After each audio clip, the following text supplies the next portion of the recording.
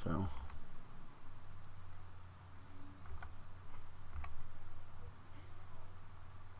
Three, two, one. Go with the theme song. Yeah, I'm trying to. For some reason, it's being silly. I know. I'm just breaking your balls. You're bashing my balls. Just like I was breaking Dave's balls yesterday on Slamcast. Like I really wasn't upset that he was stepping on me. It was just mildly annoying. Oh my goodness. Okay. We're going live in a sec, guys. Well, we are live. For some reason, it's telling me that I... Oh, fuck's sake. Cool. I'm a Dudley. He's a Dudley. Wouldn't you like to be a Dudley too? Okay, for some reason, the file's not playing. Welcome, everyone, to episode 105 of I Got Gameplay. As you can tell, we don't have any theme music tonight. The reason being, for some reason, my laptop is being very, very annoying. So let's start the show nonetheless. My name is Michael Burhan. Which means it's probably going to start playing like 5 seconds into the show. Probably. Or there's just randomly go off. Some weird issue with media play. Here we go. Let's see if we can do it. Hey!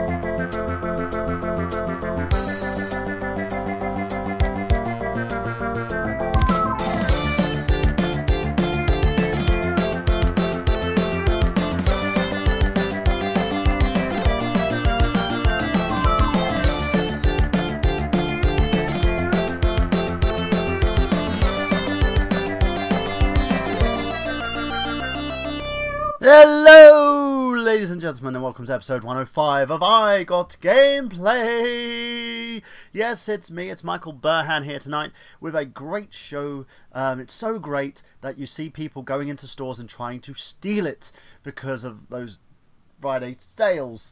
I think I made a pun there. Who knows? And yeah, you were going for something. You should have just aborted it halfway I should have just aborted it, like a fetus from Silent Hill. Anyway, we're getting off of that kind of awkward moment. We are... I know, right? I'm already bringing it into the abortion talk already. Exactly. We are on episode 105 of I Got Gameplay. We're talking Black Friday deals. We're talking about the games that have been released on Black Friday, the games that you may love to play, the games that you think are disgusting and terrible, or the games that I just don't own yet because I have to wait. Nintendo. Anyway, that's okay by me because we're going to be talking some awesome games that have been released. And today we have, of course, the regulars with us. We have the lovely, the tempting, the temptatious, the amazing, the stunning, and the resident expert on Resident Evil. She is the lovely Jamie Stiles. Jamie, how you doing? Sometimes when you introduce me, I don't exactly know if you've met me or not. Because all those things, yeah, no.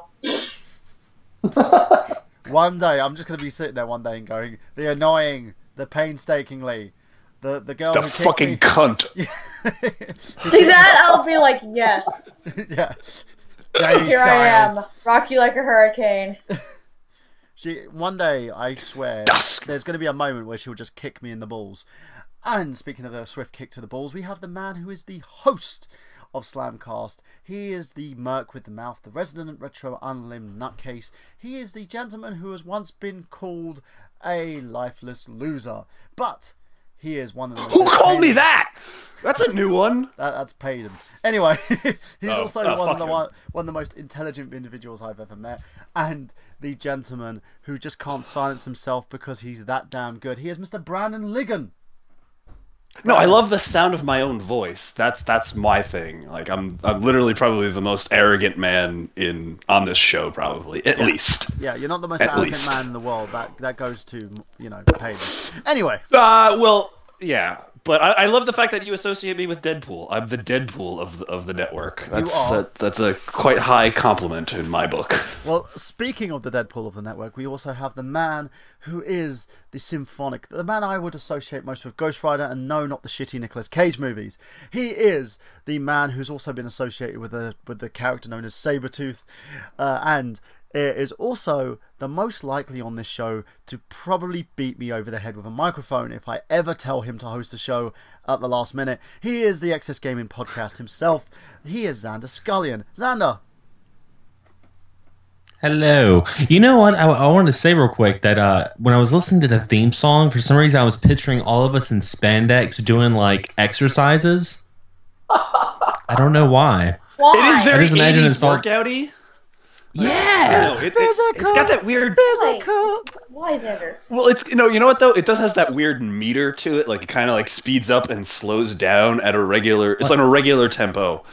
Yeah, I just imagine us going up and down stairs. You know, moving our arms around. You know, just getting in shape. Well, I was going to do a video about it, a video on this, and I was actually going to picture us in like several different gaming situations, such as a JRPG. Where we're all running around. Speed runs. Yeah, basically. I would just show several speed runs at the same time. That's exactly what I was going to do, and then have us lead into the I Got Gameplay credits. But eventually that will happen once I have the finances and someone's talented can do it for me. But speaking of talented, we have the gentleman himself who's the mastermind behind the Pixels Without Borders podcast and also manages a Facebook page as well. He is also one of my very, very nice friends and a gentleman, a scholar, but a guy that has no time for the gym, as he keeps professing every single time he talks to me. He is Mr. Chris Sanderson. Chris, how are you doing, my friend? You're trying to say I'm fat? I am not saying you're fat. Nothing wrong with being fat, Chris. Yeah, if you were fat, that would be like kind of overselling it. You're lightly rotund. There we go.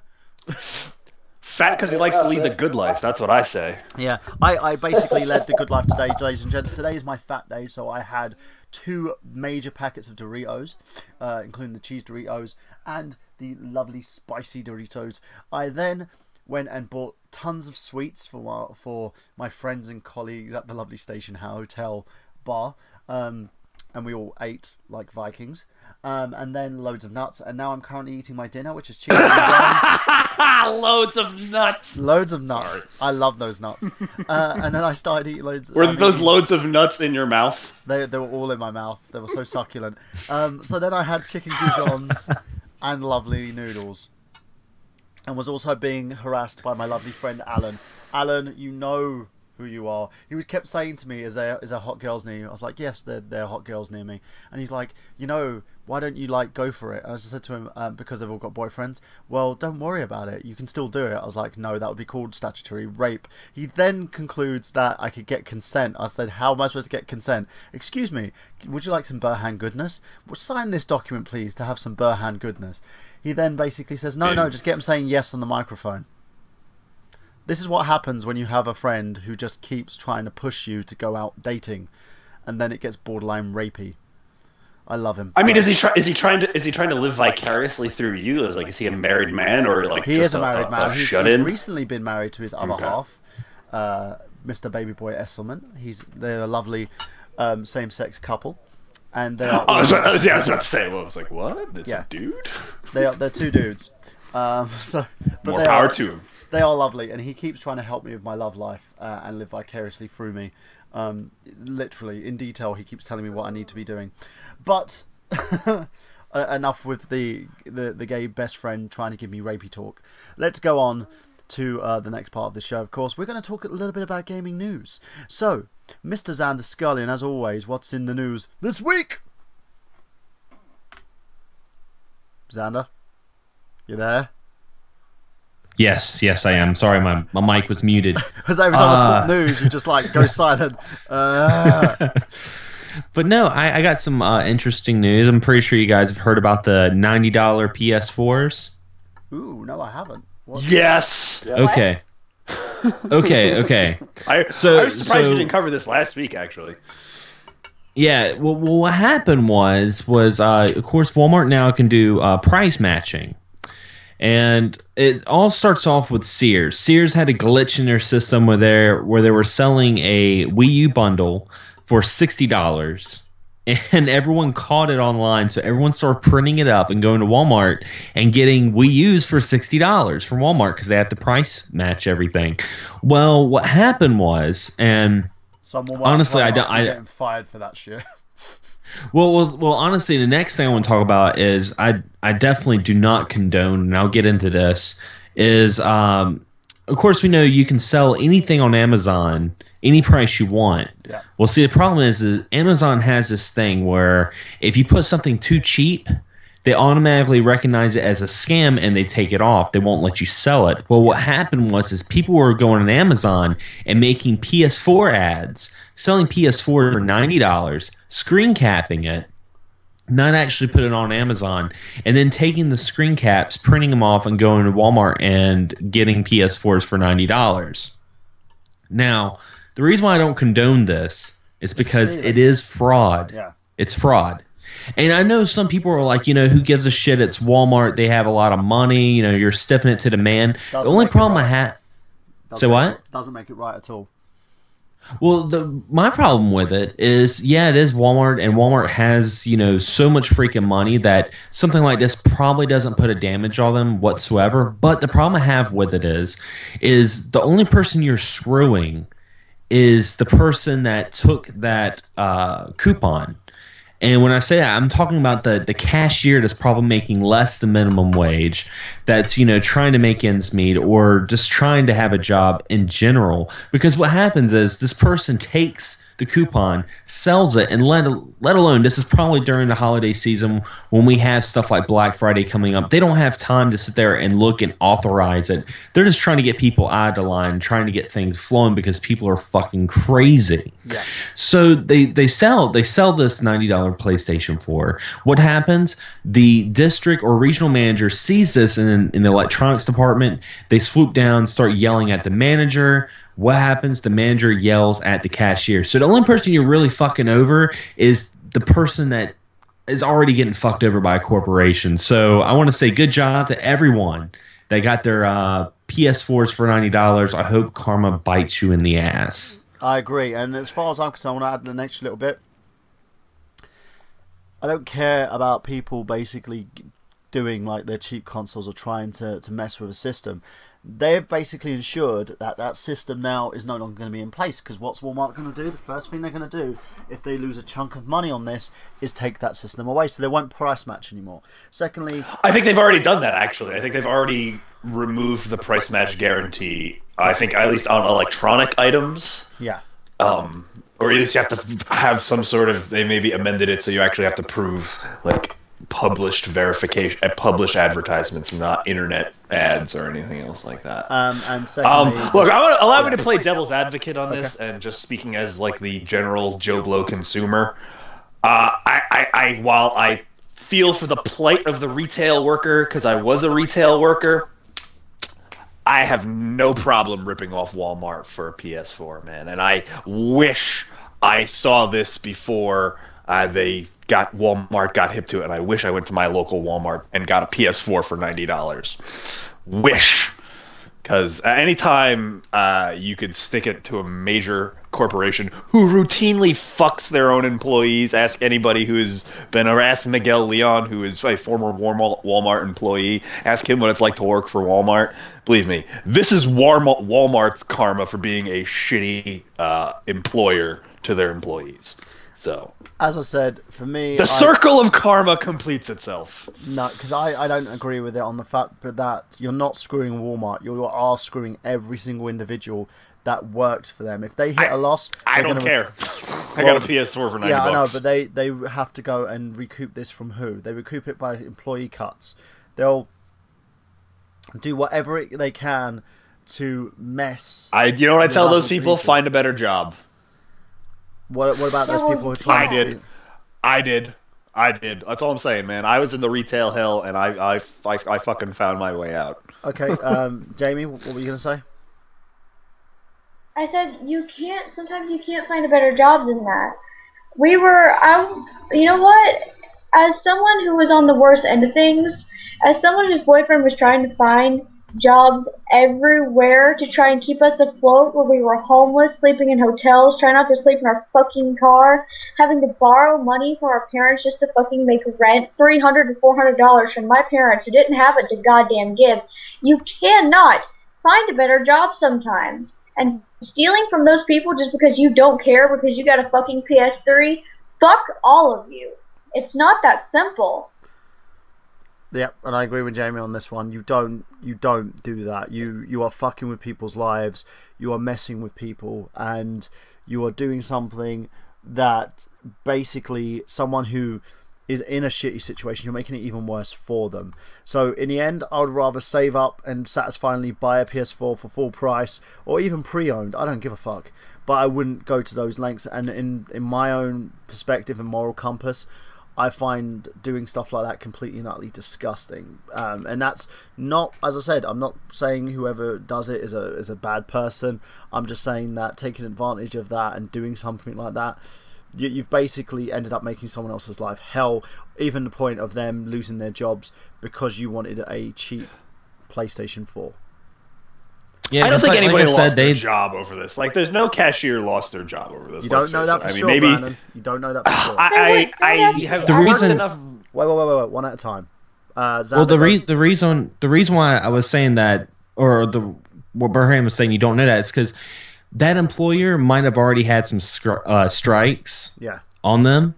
You know, like we don't really exactly know what that employer was going through. Maybe this person was having health issues and they were late too many times at their job and got strike issues for being late, and then this happened, so now they're fired. Yeah. The way I look at it is, like I said, the only person you're screwing over is the lowest person, because I've been a manager. I know exactly what it is. What happens is unfortunately, you have to go down on that person, to keep your job. So it's just a shitty situation, because the managers are not going to, Need managerial verification for those transactions, though. If you looked on those receipts, there's a manager code, so a manager has to go in there and change that code. So that's not like I've had managers give employees these codes at customer service where I used to work. It clearly says manager override on the thing, so I'm assuming that there is some level of thing. Like I said, you can't. It's not like anybody who's ever bought a console at Walmart knows what it's like. You go to the electronics section and you pay for it right there at the electronics section, unless you're like a weirdo like me who goes in and buys their Wii U at 1 o'clock in the morning. But like you just go and you buy it right there. And the manager will does the transaction all right there. Like, I don't think there was any like here, like you check out at a normal, like you're buying groceries and stuff like that. This is a specialized transaction. Well, Jamie, what were you going to say? Honestly, I don't even remember anymore. It was just, I don't even remember anymore. Well, going on from that, Xander, got any other little bit of news for us? That's probably about it. There's been so much other like non-gaming news that's been going around lately. I haven't even been able to, stay afloat with normal gaming. I mean, other than the fact that Assassin's Creed Unity is being so glitched out and Ubisoft's being such a great company. Well, that was actually going to be my story. They canceled the season pass. Well, let's go on to Brandon with that one. Brandon, elaborate on what you're trying to say. So, I mean, this is really goes to a problem that we brought up last week. My continuing update: two major games of the holiday release period are still broken. That is Assassin's Creed Unity and Halo 2, or at least the matchmaking part of the Halo 2 anniversary collection. What the fuck, 343 and Ubisoft? And now they've clearly said it's so bad at Ubisoft that they've canceled all future planned downloadable content that they had, that they're going to be working on fixing this game. What, so they're leaving the game the way it is? No. What they said is they've canceled the season pass, which means by canceling the season pass, that basically says there's going to be no additional downloadable missions, because the Assassin's Creed franchise has been famous for having at least very good playable one-off, campaigns. It's a couple missions, gives you a good storyline, a couple good cutscenes. You get 6 to 8 hours additional out of your gameplay out of your game. Basically, by canceling the season pass, it means there is going to be none of that, and they're going to be concentrating all their development efforts on fixing this game. So it is broken. Tell me something. How do you go about releasing a broken game without no QA testing? You know, people shit on Sonic Boom and how bad that game is, but this is like this makes Sonic Boom look polished. Well, you know what?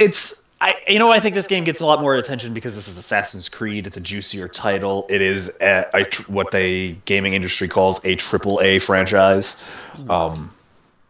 So yeah, it's any problem with it, it's going to be magnified tenfold than any other normal problem. Like, you know, Sonic Boom is a funny internet joke, but most gamers, if you ask them about Sonic Boom, they're probably really not going to know what the fuck I'm talking about. Most gamers you ask about Assassin's Creed Unity, they're going to know it's fucking broken. Okay. As fuck. Well, I haven't even played it, and it's... Sorry. No. It can continue with that thought. You've played it, and how's it been with you? I mean, other than the initial cutscene or the initial first actual bit of gameplay you're playing of the storyline, because they have this weird submission where you're playing Jacques de Molay, who was the leader of the Knights Templar, and you know, if you know anything about history, what happened to the Knights Templar on Friday the 13th, and why Friday the 13th is such a big thing.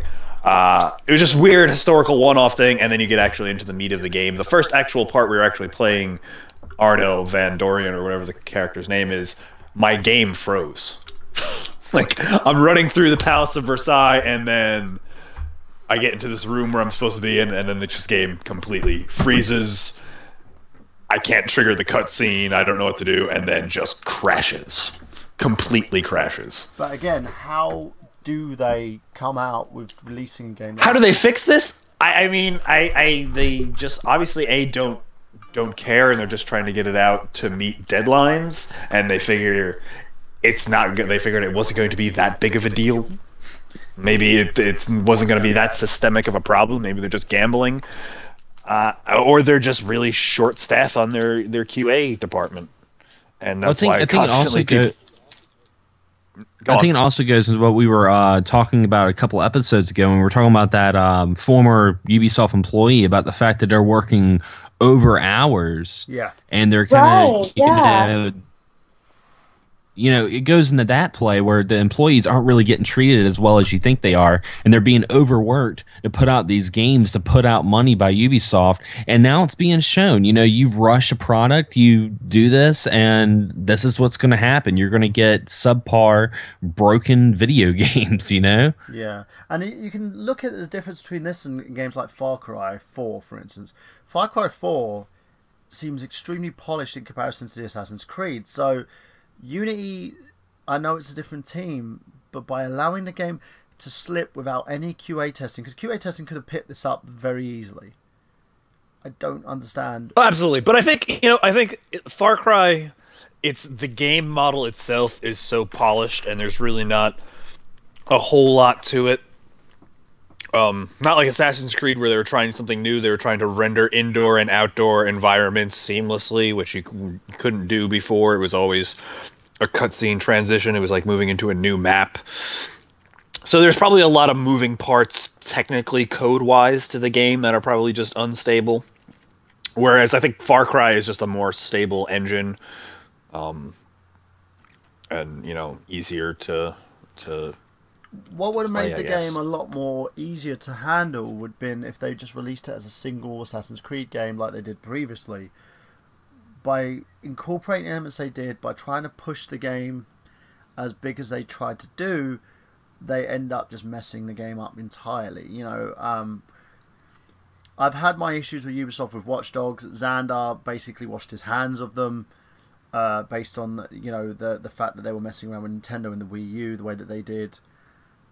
This shows as a company, karma's come round, and people have paid $40 for this game. It's a lot of money to pay out. Or what was it, $60, Brandon? 60 or 40? It was a full retail. It was a full retail price in the US, man. So I got Assassin's Creed day one. Just because I want my GameStop sells you, man. They're really good on selling you on like the free gimmicky DLC stuff. Oh, you get this special spear. Fuck, give it to me. Shut up and take my money. Yeah, but you got speared, all right. Right in the. I got speared, right? I can't even fucking use this thing that I fucking paid $5, put $5 down to use. What really sold me on Assassin's Creed and why I really want to play this, and I'm not like totally giving up on this game yet, is it has multiplayer, and like that's a competitive campaign multiplayer. Like that's to me. Yeah, but if you look what at I've been waiting for between is this Assassin's Creed and Destiny's multiplayer is Destiny is nothing but multiplayer. No, but do you know what I mean? It's bar none. It works. Bungie took a lot of effort and a lot of time and a lot of love into that game. With Unity, it just seems that they've just rushed it out of the door to the point where the game is broken. Chris, what about you? What do you think of this? What are your thoughts on the whole Assassin's Creed Unity situation? It is bad, like you say. QA should have picked this up, but I think a thing with Assassin's Creed, when it first came out way back when, it was a big deal what they could do with the engine, how much detail it could show, how many people were in the streets, so on and so on. And I think they've just pushed it beyond like their, I suppose you can say like their knowledge of the engine of what they've got. Because like a problem what I've seen, what I've played like, very little of Unity on the PC. With the game engine, it's trying to do too much that it physically cannot do until they get better programmers in, and it is ridiculous. People are going out paying for broken games, and I mean, you got the big names: Assassin's Creed, Halo, Drive Club, and like the lower ones like Pro Evolution Soccer. That's absolutely fucked online, and it's getting to beyond a joke where you're paying for these games, you're excited for these games, you're happy to pay, you're happy to give over your money, and you're getting half a product, if that, and it's getting ridiculous. I just hope Ubisoft gained some ground by, I mean, they said they've cancelled the season pass, but I hope they say, right, we messed up, we know we did, here's like the season pass for free. Because there'll be some people that bought the game and the season pass on day one. I think they've already gotten a refund, or they get a free Ubisoft game of that same price. Because like season passes nowadays, I don't know if people realize this, they're like $25. I don't know what the sterling equivalent of that is, but $25 American. It's like that's half the price almost of a full retail game. Yeah, on most consoles. It's like, for example. I mentioned Drive Club. I got that retail day one, so excited to play it. Bought the season pass while the game was still installing. I didn't even wait for it. And yeah, I get a broken game. But luckily, Evolution Studios have said, we've messed up. We are sorry. We are going to give you the first DLC. They're working on everybody it. Dude, yeah. I was going to buy a PS4 for Drive Club. And I heard that game was broken, and I said, okay, I could wait a little bit longer. Yeah, a few friends of mine were going to do that, and she was like, yeah, I don't want to buy it with the $2.99 deal at PS4 at the moment because the game is broken. But I agree with you, Chris, and I agree with the whole idea is that Ubisoft owes people. You know, I've currently got a working relationship with Ubisoft. I'm reviewing a few games of theirs at the moment for Nerd Genius, and I will say that as a company, I've stated to them, and I say this with every company that I work with in terms of game reviews, I pull no punches. I'm going to call you out on your bullshit no matter who you are. You know, if it means that you're just not going to work with me again, that's fine. But in the end, Ubisoft owes their fans. They owe their fans who purchased this game, and they owe their fans a debt here in order to get this game done. And they've got a lesson they've got to learn is, if you're going to do it once a year, then you know what? You need to basically pull back and say, if the game needs more time, give it more time. Don't try hire more programmers. Yeah. I mean, is it this? Look, let's face it. Ubisoft is not in danger of going out of business any more times. I'm pretty sure Ubisoft Montreal could at least maybe afford to sublet out a studio, a smaller studio somewhere. I'm sure there's a small game studio in Montreal that would absolutely love to be affiliated and have their name, have their company's name in the Assassin's Creed Unity credit, just to even either do some QA work or just help with the coding. I think it is probably what Chris said. The engine is probably trying to put so much stress on it that it hasn't had before. It never had to render indoor and outdoor environments at the same time in real time before. So I mean, maybe just the code can't handle it, or what? I'm not an expert on that. I'm just literally talking out my ass at this point. But it's still not right. You know, hire more programmers to fix. Hire more experts to figure out this shit, man. Come on, because I'd go so far as to say is Assassin's Creed is Ubisoft's flagship franchise. Yeah, it is. You know, that's and the hooded assassin is their Master Chief. Sell Rainbow Six anymore. Ubisoft is synonymous now with Assassin's Creed. People forget Splinter Cell, Rainbow Six, Ghost Recon. Yeah. Exactly. I mean, that was the problem with the other than Splinter Cell. There was really no Tom Clancy protagonist, so But that's the hooded assassin is now the Ubisoft mascot basically. Yeah, or that's modeling. The thing that bugs me, as I said, about this situation is they haven't learned their lesson from Watch Dogs, which again they produced a rather crappy game. I think Watch Dogs was a rather mediocre title, which was really hyped up, but they really just didn't say. If they just said it's like Far Cry, but in a city. Yeah, I would have just been like, oh, okay. I'm probably but one they of know the people that enjoyed Watch Dogs. I enjoyed playing it, like when I was playing it, and I still have it installed on my hard drive, but I just got sick and tired of playing hacking puzzles, and And the thing that sells the game is the hacking puzzles. Repetitive. Yeah, that's the thing that sold the game was they revolutionized it as like, oh, there's any way you can play it. There's not just going to be one linear way. And there is several ways you can do it. But it's the easiest way to do it is just shoot your way out of it. I could hack all this shit and stuff like that, but it's really just easier for me to crash my car into this person. It literally and kill them. And the story mode is terrible. It's yeah. Well, I knew as soon as that game got pushed from, I think it was supposed to be an early Xbox One title, and PS4 and then it got pushed back. To be a release title. Yeah, and then it got pushed back to the spring. And as soon as the title gets moved from the fall to the spring, that's basically like just the death knell. That's not going to be a really great game, or it's going to be a great game and they're saving it, and it's going to be the game of the spring and summer. And for Wii but U that's owners, rare. That's rarely they get the case. The game on the Wii U in still no word of it. It's supposed to be in December. Now it may be pushed back to 2015. It's released now on. I mean, that's. Wii U. Well, is it out now? Yeah, I was looking on the Wii U store the other day, and it was there, $49.99. I wouldn't pay £20. Notice that it's out and no one knows. No one knows that it's out, and now Ubisoft's gonna be like, oh, I guess Watch Dogs just didn't sell that well on the Wii U. I guess no one cares. Nintendo Actually, fans no one cares anymore. That's the problem. That's the problem. What I was getting at is Ubisoft releases these freaking ports months after on the Wii U, and then they'll turn around and say the Nintendo fans just don't care about it. Of course they don't care. The game's like almost a year old. Yeah, and that's the thing. It's 8 months old.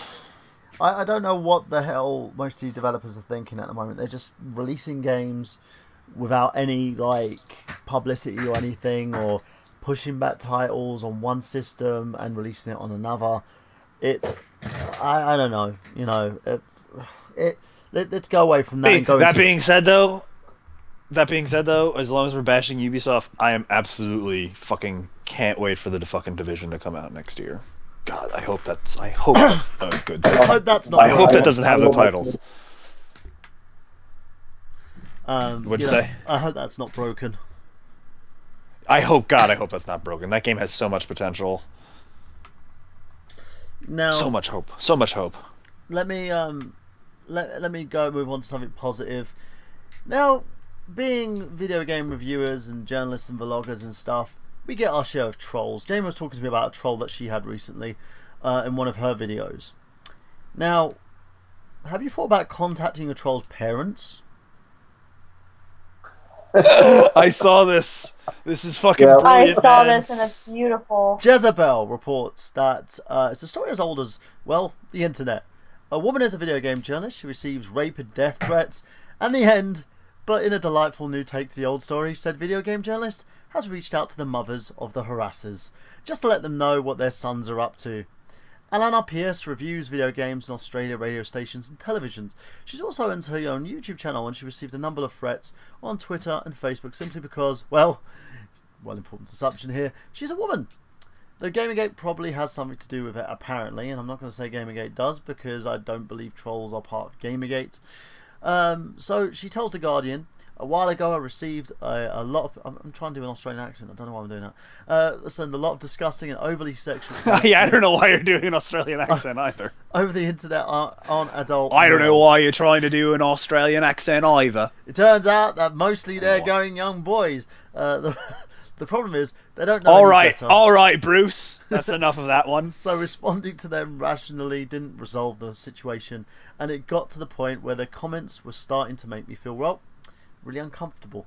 So fair enough, Pierce was easily able to find the families of her harassers, got in touch with their mothers, and she reached out to 4 mothers, sending them the screenshots of their son's handiwork. So far, 1 mother has responded. Sometimes young boys on Facebook send me rape threats, so I've started telling their mothers. Now the mother then said, "Hi Anna, I don't know you, but I was wondering if, blanked out, is your son?" And she goes, "Yes, he is. Why?" "I have never met him before, but he sent me a concerning message to my public Facebook page today that I was wondering if you might be interested in discussing with him."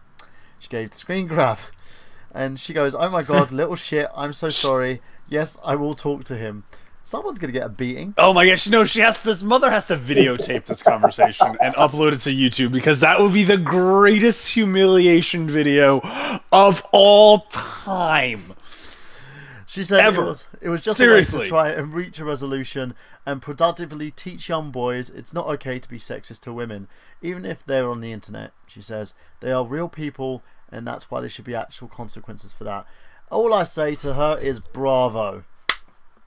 Yeah, really. And why didn't you tell this mother to upload it or videotape it and upload it on YouTube? Because I'm telling you, that's a 10 million hit video waiting to happen. Someone is going to end up having their internet privileges could you taken away. could you imagine though, like a mom is recording a kid while he's sitting at like the console or PC or whatever, and like just bursts into him while he's playing it, unplugs it, and then shows them the thing, and then he starts crying. God, that moment would be fucking priceless. Someone do that, please, and upload it and send it to us, or please, it has to be out there somewhere. I just love watching kids have like breakdowns and stuff like that. Like that one video of the kid whose mother like cancels his like fucking Warcraft account or whatever, and he like fucking spazzes the fuck out and like strips his fucking clothes off and fucking throws himself on the bed and like has spasms and all that other shit. That's fucking priceless. I love those fucking sorts of emotional eruption videos. So again, I think this video, like, I guess anti-Gamergate backlash, I guess you could call it, even though Gamergate isn't really a gate. Well, Gamergate has nothing to do with it in this situation, but I can see the fact that, you know, trolls are being trolls, and she found a very unique and fun way to sort that out. Xander, what do you think? It's like a... I think it's awesome. I think, you know, this is something that should have been done a long time ago. You know, it's kind of like the story I've read on Facebook where this girl was, she was like on a dating site or something like that.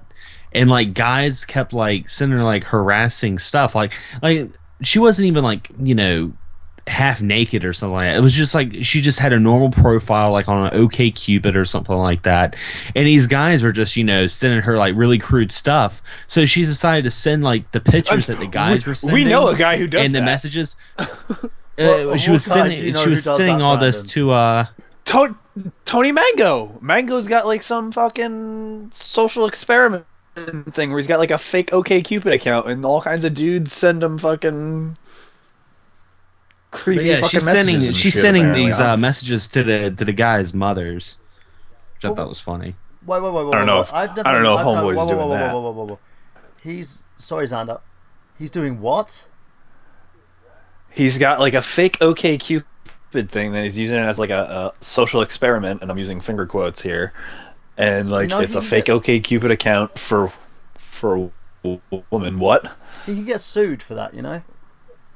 I mean, that's not Brandon's problem, nigga. I don't give a shit. No, he can get sued. That's a Tony Mango problem. Yeah, That's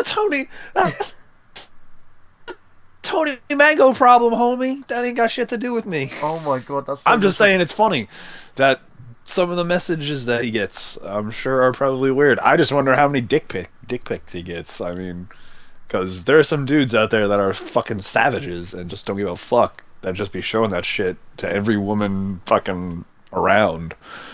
Ooh, it's like a baboon's red asshole. Hey, always remember, if a guy sends you a dick pic, go on Google and send him a picture of a bigger dick. See, Jamie has a rather unique way of handling guys this. don't send me a lot of dick pics, so that's not an issue for me. So I'll just keep that into.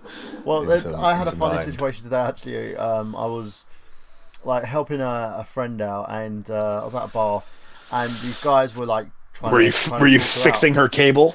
No, they were trying to chat her up basically, and she's like, "I've got a boyfriend," and then the guy comes up to me and goes, "Does she really have a boyfriend?" I was like, "Yeah, he's hung like a gorilla," and he's just like, "No, is he bigger than me?" I was like, "Yeah, he could take you." And he's like, "No, seriously, is he bigger than me?" I was like, "Yeah, he's like the Hulk." And the dude, like, I'm just sitting there thinking, please don't come through that door. If you come through that door, they're going to realise that I lied. But, you know, these guys just end up just leaving the bar. And then the guy comes through the door, he's like, hi! And I'm just looking at it, I'm like, yeah, I just totally misrepresented you. But it literally is. If a guy hears that another guy is bigger than them in any form or fashion, they'll leave a girl alone. Doesn't. Yeah, no, that's totally true. I'm a gambler. That's totally true. Yeah, so you know, what do you think about this, Chris? You know, being a relative mutual party on all sides in terms of the situation. Because I know you've got friends who are part of like from all forms of fashion as part of Pixels Without Borders. You probably have a few people that have come through there as well that have been trolls. Do you think this is a good way to deal with trolls? Yeah, especially for like the real, I suppose. I hate to use the term like hardcore keyboard warriors, the ones that think they are 10,000 men. Yeah. Especially the ones that funny. are. Like I said, I don't want to use it, but I can't think right now. But like the ones that are clearly underage. And they are typing on a keyboard, yeah, I'm going to rape you, rah, rah, rah, and just bashing keys to make a semi-coherent sentence, and then they get an ass whooping from the parents. I think it's a brilliant idea, to be honest, and that's the part of, I suppose you can say, like, policing the internet in a way. Yeah. To show them the right from wrong. I mean, I dare say if my child ever did anything like that on the internet, I would tan his ass black and blue. I think that's the best way to be, in my own opinion on that. The whole humiliation is the best way to go in my opinion. Just Yeah. humiliate them publicly. Like I said, upload it. Like I said, if that guy's mom uploaded that video or like made a video and uploaded that to the internet, that dude. I mean, one, I guess you could probably say it might be a bad idea because that dude would probably kill himself from the amount of ridicule he would probably receive. But it's like a perfect example. I suppose you could say what happened to me when I was in school. I was bullied by the popular girls for being overweight, basically, and it got to the point where I lost my shit. I nearly killed one of them by flipping a table on her head. Ow. And what happened is that Good for you. Because I told the teachers over time, and they just didn't take notice of it until I actually reacted to them. And it got to the point where those girls got expelled from the school, and they also had to make a public apology to the entire school because they've been doing it to other kids as well. And they good for you, bro. You could tell they were so good shamed, and the ones that didn't get expelled didn't actually do anything and any bullying again, which I suppose you can say, well, it was definitely a win. Well, you've got to show people that there's consequences, and that's the problem. You know, consequences have to be there. The thing that bugs me the most about this is that you don't sit there and expect people to take your shit. You know, if you're an internet troll, and I'm going to give an appeal out there to anyone who listens to this who is an internet troll, stop it. You know, you have a right to an opinion. Well, all right, dude, that's not gonna happen. You have the right to an opinion. You just have to. You just have to accept that that is unacceptable. Opinion, and in the end, consequences will happen. And I'm gonna say this: you're gonna. All right, you're gonna bro. That's not your hill to die on, man. Yeah, but that's not your hill to die on. You go on and you basically do things like this. There will be a situation where, you know, consequences. Dire consequences will happen, whether it be anybody like people here's what's gonna happen. Okay. Is one day someone's gonna say something to the wrong person, and then someone's gonna track them down, find them, and fucking kill them. That's what's gonna happen. That's if it hasn't happened already. That's what will happen. It's like, do you remember the trend of like swatting that they did? Remember that? It fucking scares the shit out of me. Yeah. Do you remember what happened when someone did that and then got arrested because they did swatting? Yeah, no, that dude is like getting like 76 years in jail now or some shit like that. That's the thing. Yeah, that dude again, trolling will catch up with you. Yeah. Being a dick will catch up with you. And eventually something's going to happen where you will suffer the consequences. And a little message for Tony Mango: stop doing this whole social thing, because you're going to get caught out. And you've just been revealed on live freaking internet podcast radio thing. You'll be caught out, and you're not. He fucking posted about it on Facebook. I think he's trying to make people know. God. Dude, I mean, that's a whole other issue. You're going to be caught out, and either you're going to have a very angry person trace your IP address because they can do that, or you're going to basically get done and sued because you're falsely representing yourself. It's called misrepresentation. Look at the United States law. It's there, you dick. Well, how do you explain the catfish guy? The catfish guy, you know, he willingly doesn't like do that, but he brings people together that knows that. Like he knows that he brings the misrepresented together.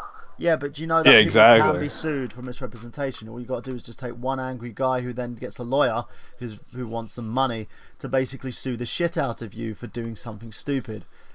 With that catfish, I saw that it happened because it's quite interesting to watch. I watched one episode where they actually that show is like a car, like watching a car accident. Yeah, because it can go either way. It can go really nice, or it can go really badly. And 9 times out of 10, it goes really badly. Oh God, when it goes bad, that's the best part. Yeah. Well, anyway, let's move on from that, and we're gonna go and post some music now for a little bit. Give everyone a little break. So we'll be back, ladies and gents. Right. I'm gonna go take a pee-pee. Yes. For our Black Friday deals, and we're gonna do that right after this. We're gonna be playing Mega Ran's awesome hit, Shadow Man. For a minute, stop. 16, 8,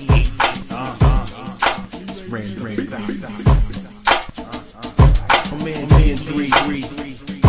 That's my DJ. Do it.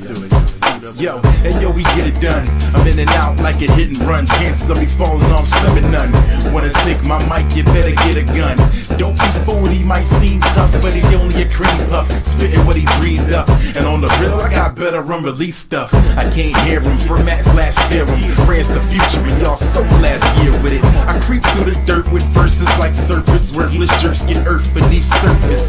Shatter dreams and defeat your purpose. You don't need a proof for purchase, you got it. Audible narcotics when the R drop it. Attacking all topics, how you gonna stop it? Off topic, ran a boss, I call shots. Yoda with the flow, ball. Ready you are not.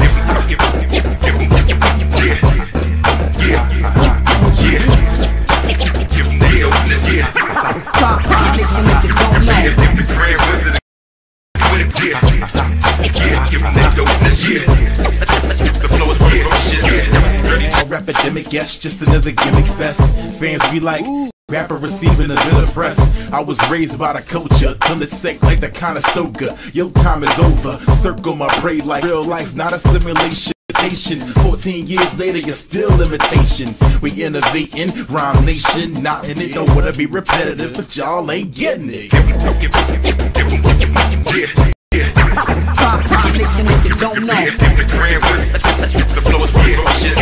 Dirty job, but it must. I speak my clout, pause, cause you don't know what random beats about. I'm official, blowing the cartridge till you co-sign. What you do, right? Produce the whole nine. Foaming at the mouth cause they know what I'm about. No denying, co-design. You produce rookie, whoopsie. You be the next dude singing at the label, ain't push me. Got her. Yeah. Give them the illness, give them the dopeness, the flow is ferocious, dirty. So there you go, that was Megaran's Shadow Man. And you can check out this and many other his chats on youtube.com/. Well, if you go to megaran.com, you can check out all the deals in his albums that he's currently selling. He's also had his lovely Kickstarter backed. I believe he originally asked for on Kickstarter to distribute his documentary and also to put out a new album, which yeah, he is. They're USB I did cartridges. Not know that. Mm-hmm. And the thing is as well, I'm really, really happy for him. You know, no, it's like a Nintendo cartridge that you could slot into your NES or something like that, is what I heard or something. It's a great thing, and thank you to each and every one of you who've backed and supported him. And also, just know I am currently working with him. If you go to Mega, add some little fancy little work to them as well. When I edit through them, including graphics and bits and pieces, I've edited a couple of them. I've done, I believe, from Ask. He gives very nice little insights and opinions in terms of what he feels you need to do in order to get ahead in terms of anything that you want to do, including your dreams. He's a great guy, tours regularly, he makes money, and he makes a living off of basically doing what he's doing, and he's an inspiration to everyone. So make sure that you check that out in today's topic, which is Black Friday deals. So basically, before we go into the deals themselves, let's talk a little bit about Black Friday. Now, Brandon, tell us what this is about in the United States. What is Black Friday? Most American of holiday, or the most capitalist of all holidays, because Black Friday is traditionally the time, the day after Thanksgiving, which is usually on a Thursday, is the time when the traditional start of the crisis, and give as many people as they can in the store, many of these little games, and try and put themselves into the black. It's now taken on a whole other life of its own. It all started out with just, places opening up at 5 a.m., then to the absurd portions where some stores were opening up at 4 o'clock on Thanksgiving. Yeah. And if your Thanksgiving was affected by this, but man, it is like I said, it's a uniquely American holiday. I think we really only can true holidays tops maybe in this country: 4th of July, President's Day, and Black Friday. Yeah, and the thing is, Black Friday has taken its own kind of identity over here in the UK, which myself and Chris have experienced. It's mental. Years to, it's basically a gimmick here, it's turned into a bit of a gimmick where we don't do the prices that you guys do. You guys do like 75% off and stuff like that in terms of like most stuff. Oh, yeah, there's full retail markdowns. Like, yeah. You know, we do like something like 25% off on some here on Black Friday, and I managed to get like my kids 4 amiibos for Christmas, the ones that they're getting as part of their Smash Brothers collection. You know, recently as part of that, because I've got them a couple of game deals, which I'll talk, you know, one of them is reasonable price, and I got the amiibos at full retail price, actually more expensive than if you actually purchase them from Nintendo's website. Nintendo sell them for £10.99 an amiibo. In game, who I basically pre-ordered them with, I purchased them for $11.99. But it's not, as I said, it's not a bad thing. It's not a bad thing in terms of sale. What really winds me up about Black Friday is the amount of chaos it generates. Now, I know you want to mark down on a TV, and understand you. Like, you will see it's like the fucking apocalypse humans just at their happened. most primal. Yeah. Oh man, I was gonna go down to my local store. The gusto to walk down in the frozen tundra that is the state of New York right now. So, Xander, it gets full on a madhouse, man. Full on madhouse. I agree with you. Xander, what do you think of this situation? Like 14 years, and honestly, you know, with my new job now, I've been with. I'm not in retail anymore, but it is what it is. I can wait. You know, I don't have to get. I mean, they had some good sales. I mean, I know there was some places you get like a 32-inch like LCD TV for less than $200. I mean, that's awesome. But I don't really like being around a whole lot of people anyway, and let alone a whole lot of people that might trample me to death. Exactly. You got to be one of the first 100 people in the door to get that 32-inch LCD. And yeah, I don't feel like being trampled. They literally I have don't like a feel pallet. like Exactly. It's clawing some old lady's eyes out. Yeah, I don't feel like being around that. So I didn't take part. in it. Okay. What about you, Chris? I find it idiotic how people react, and one of my fiance's friends posted a video on Facebook of my local Tesco that stays open 24 hours, and they start at Black Friday at like 1 minute past midnight. And there was probably a rough guess looking at the video. There were probably around 100, maybe 150 people waiting. Like the Tesco staff had them like behind a small barrier to say, right, wait. And there were 2 like big packages wrapped up in like black tape, big Christmas ball on it, and things like that. Mm. And after the staff said, right, go, it was absolutely manic. You saw people pulling each other out of the way, trampling on people, and I just thought it was absolutely ridiculous. And they were going for it. Yeah, it were a large TV, but my God, it wasn't a good TV. And I don't like the idea of it. I like the idea of getting a bargain. Getting a bargain's all good, but when you have to resort to something like that, I think it's absolutely idiotic. Have a sale, fair enough, but don't act like an animal. It's ridiculous. It's the closest thing. It's the closest thing we in our society have to the opening of the Hunger Games, where they all go to rush for the weapons at the same time. Like, it gets chaos, man. There were like news stories and like people, like there were some people on camera saying, "Oh yeah, I picked up a Hoover. I don't want a Hoover. I don't need a Hoover. I got it because it was cheap, and I wanted to get something." Or you can give it to somebody. This is just and it's just like, just that mentality alone. I wanted to get something to say I got it in Black Friday, and that's beyond idiocy. That's fucking moronic. Yeah, and you know. The thing is, as I said, I would rather pay full price for something and know that I can afford it than wait for a fucking deal to get it like cut price and try and kill someone for it. And I mean, I've seen people try to kill each other for this stuff. It's ridiculous. Punches get thrown. Yeah, and people get trampled. Yeah, on. my mom once went on Black Friday when I was younger because my nanny, my grandma, she wanted me to have a Tickle Me Elmo when they came out. And so my mom went on Black Friday, and my mom actually got hit. Like, my mom got beaten, but I got a Tickle Me Elmo, and she said, never again.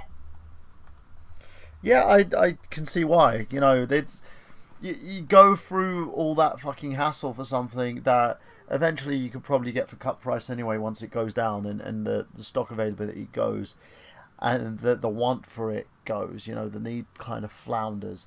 So I'd rather wait. You know, I bought my TV... basically in a sale. I got it pre-owned. I'm happy. It works. I've got insurance on it. I'm happy with it. I don't need to go to a fucking sale to validate myself by beating like 20 or 30 people in the face with said TV because I wanted this TV. That makes no sense to me.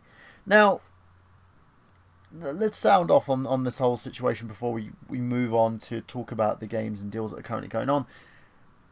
Do you guys think that they'll continue to keep pushing this holiday because a lot gets sold off during this holiday as well? You know, it's the Xbox Ones. Microsoft talked about the fact that how their prices went totally, you know, the amount sold of the Xbox One went through the roof via Black Friday. I know over in game people bought shitloads of the Xbox One and PlayStation 4. They had some reasonable ones there. Some Wii U's as well, you know, because it was Smash season.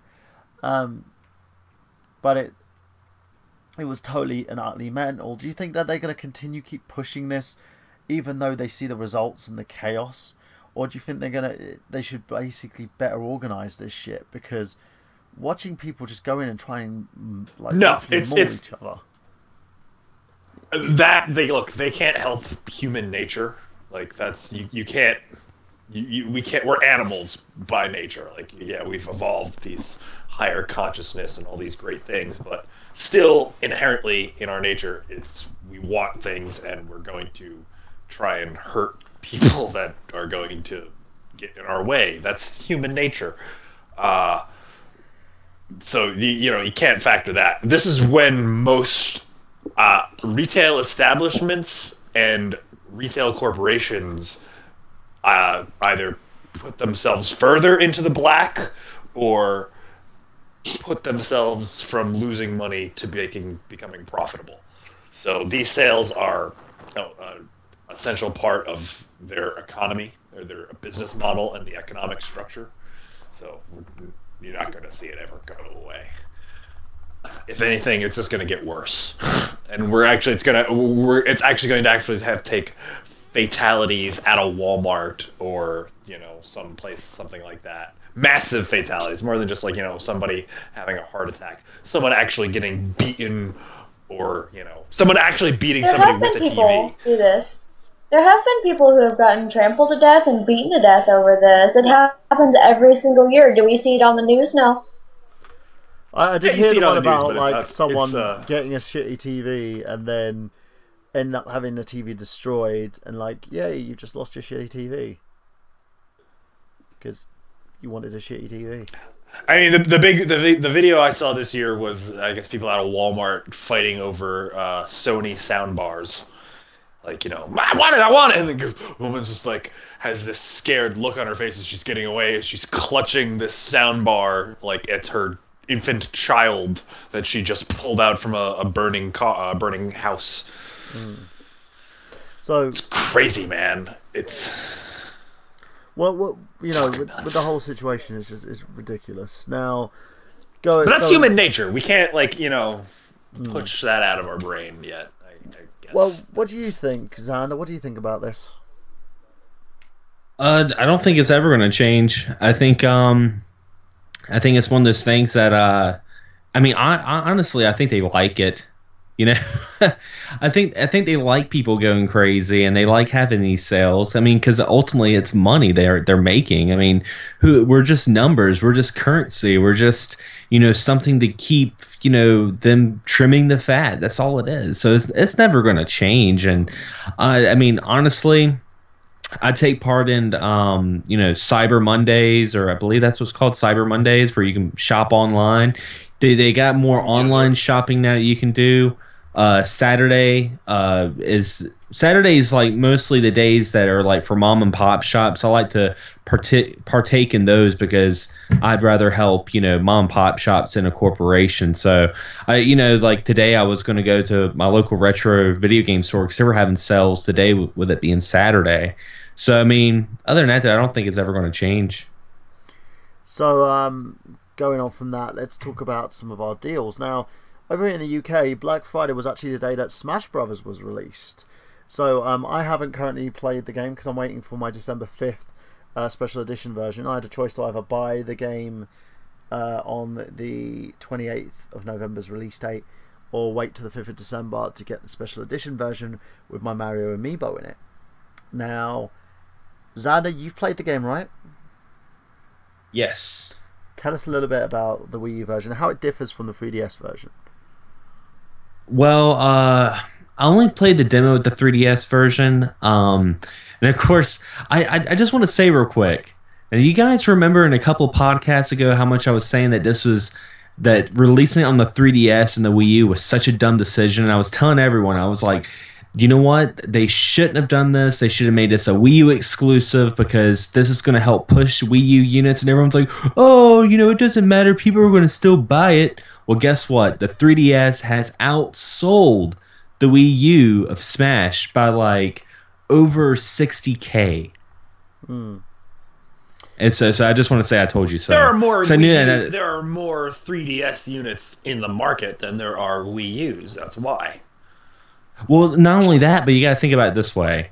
If they made it a Wii U exclusive, it would have made people go out and buy a Wii U to play the Smash. If you already have a 3DS and you're like, I don't think it's getting 60,000. I don't think the Smash Brothers are selling 60,000 more Wii U consoles. I think maybe 30,000. No, I'm saying like 3DS. Like they're outselling. That's the 3DS. What I'm saying. That's what I'm saying. If they didn't, it's what I'm saying. I don't think it makes up. I don't think making it a Wii U exclusive sells 60,000 more copies. Like what I'm saying is like the 3DS is selling more than the Wii U because people have more of the 3DS. That's what I'm saying. Yeah. Which I'm saying if Nintendo wouldn't have done that would have sold more Wii U's. You see how I'm getting at? I think it would have sold it would have sold marginally more Wii U's, but it wouldn't have sold how many units has it sold for the 3DS? It wouldn't have sold that amount of Wii U's. That's what I'm trying to say. Like maybe it sells a couple thousand more Wii U's. Not 100,000 or so. It's probably sold on 3DS. But no, it's a good game. I remember I mentioned on Pixels Without Borders, it's not mind-blowing. Like, it's not like, oh my god. But that's not saying it's a bad game. To me, it feels very familiar. It's like meeting up with a familiar friend who has new stories to tell. It's definitely got that Smash charm, and it's a lot of fun. And I do want to say one thing. I do want to call someone out. I'm not going to say what group this group post was from. But I know one of the things that you guys have probably been hearing about is the GameCube adapters have been going up in price because they're really hard to find right now. I think it's like a $30 accessory that's going online for over hundreds of dollars because people want this adapter to play their GameCube controller with the new Smash. Now, I was smart enough that I got a bundle. The bundle was $100. You got the adapter, the GameCube controller, and of course the game. And some people weren't is fortunate enough to get that bundle. So I saw on a retro group page, this guy was selling his bundle, his Smash Brothers bundle. He was like, hey guys, I'm selling this bundle, or actually he wasn't even selling it. He was wanting to trade it for rare SNES games. Okay, first of all, if you're wanting to trade your bundle for a rare SNES game and you're expecting something more than $100 value, then you, sir, are a dick. Because that's exactly what these scalpers are doing. They're taking these bundles and selling them for over the retail amount just because they can. I just don't understand that because I've just seen it on my Amazon, a local Amazon site here, on Prime for £19 5 pence. Yeah, it's Are you and And here's the thing, we called the guy out, and the guy was like, "What's wrong with wanting to trade a $100 value for a $100 game?" I'm like, "Why don't you take the fucking game back then?" Yeah. If but no, the guy wasn't trying to be fair. He wasn't trying to trade. If you're just gonna spend that money, on something, why don't you just spend $100 on buying a retro SNES cartridge or something like that? Like, why? Yeah, but the thing is, are there really wasn't... Super Nintendo games that are like worth like $10,000? Like, I don't think so. But it's stupid, and I agree with Xander on this. People are taking advantage of a situation that they shouldn't be taking advantage of. It's not like this is a rare item. This item is going to go back in stock afterwards. It's just hard to find because people are out selling the fucking Smash Brothers units. People are buying these things by bulk. You can't sit there and say, I don't understand what the problem is. Well, the fucking problem is you're taking advantage of something that it's going to end up blowing up in your fucking face. I can buy probably about 3 of these adapters, well, for the price that you're looking at, $100, basically like 20, 40, 60, 80, like 5 of these adapters for that price. That's bullshit, selling it for that. It's these things are available, and for everyone who's like spending $100 on these adapters, fucking wait! For God's sake, just wait! You don't have to spend that much money on a fucking adapter that's only worth $20. Seriously. Was the game? I never had a GameCube. My friend TJ had it, and I do remember playing a few games on it. But I remember the controller just being really just unwieldy. Like, I don't. Was it that good for Smash Brothers? Like, I don't know. It is. It's basically, I believe it's isn't it Brawl? Xander? Which Brawl was on the Wii? Yeah. What was the one on the GameCube? You're thinking Melee? Melee. Basically, this is actually more akin to the Melee controls. So you can actually use the Melee control style using the GameCube pad, which a lot of Smash Brothers fans have actually stated that it's the best type of control style that you can use. But you know what I find is funny that I noticed that I thought was really funny was at Best Buy. They're reselling the GameCube controllers. They have like a Yoshi, a Mario, Princess Peach, and a Luigi. But what's funny about these GameCube controllers is they're not original GameCube controllers in the sense that they don't use the adapter, I believe. I believe you can actually hook them up to a Wiimote, and you can use those on the Wii U. So for some of those people that want to get those adapters, unless you're going to have some like crazy tournaments at your house, if you want to play one with a GameCube controller that bad, buy one of those controllers and hook it up to your Wiimote. I mean, we know that most people that have a Wii U, they probably have a Wiimote to go with it because it is backwards compatible with the Wii. So I don't really understand it. Yeah, it's something that shouldn't they shouldn't be going to these lengths. It's for me, and again, look, Amazon are saying Super Smash Bros. GameCube controller adapter not in stock at the moment. We will deliver when available. £20. I can buy this thing for 20 quid, and it'll be shipped to me when it comes available. And I'm not that desperate to use a GameCube controller. Do you know what I mean? It's ridiculous, guys. Grow the fuck up and move and just stop trying to fucking steal from one another. This is just as bad as the PlayStation 4 situation. Now, Xander, tell us a little bit about the control style of the Wii U version. How good is this game? I mean, it's spot on. I mean, I'm using the GameCube controller, so it's got all the same controls as Melee. So, I mean, maybe that's the reason why it feels so familiar to me, because I'm playing it on a GameCube controller. So it feels like I'm playing like an HD new version of Melee.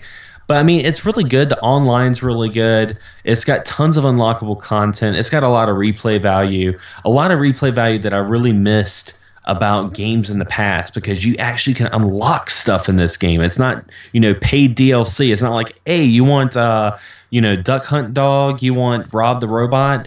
you can unlock them. It's not like, Nintendo's selling a fighter pack for $25 for 5 characters. You actually get to unlock these characters, and that's really rewarding. And I mean, they've added a couple new features. They have one that's kind of like almost like a board game. It's called like Smash Journey or something like that. Haven't really played that one too much. I wasn't really into it, but I also got some amiibos as well. I got the Mario and Link amiibo, and those are really cool. And actually, Toys R Us was having a Black Friday sale, that you buy one amiibo, you get the other 40% off. So I ended up getting Yoshi and Samus. I ordered those two, so I should be waiting for those really soon. So I mean, I think it's really cool. I really like the amiibos. I really like what the game has to offer. It is something I think that people that don't have a Wii U might want to look into and get it. Definitely.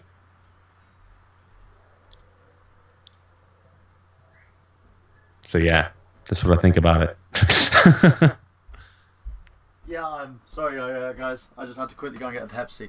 But yeah, with the amiibos, they're the other things that were actually released over here in the UK for Black Friday. How do the amiibos work? Have you tried them with Mario Kart 8, Xander?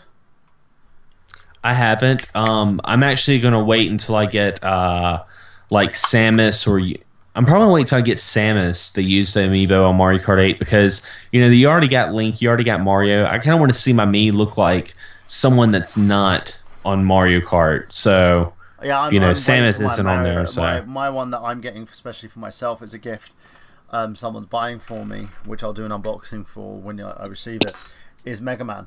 I'm getting my Mega Man amiibo. Yeah. I pre-ordered that one. Yeah, same. It's coming in January, I believe. And I've ordered one for Rob Band as well.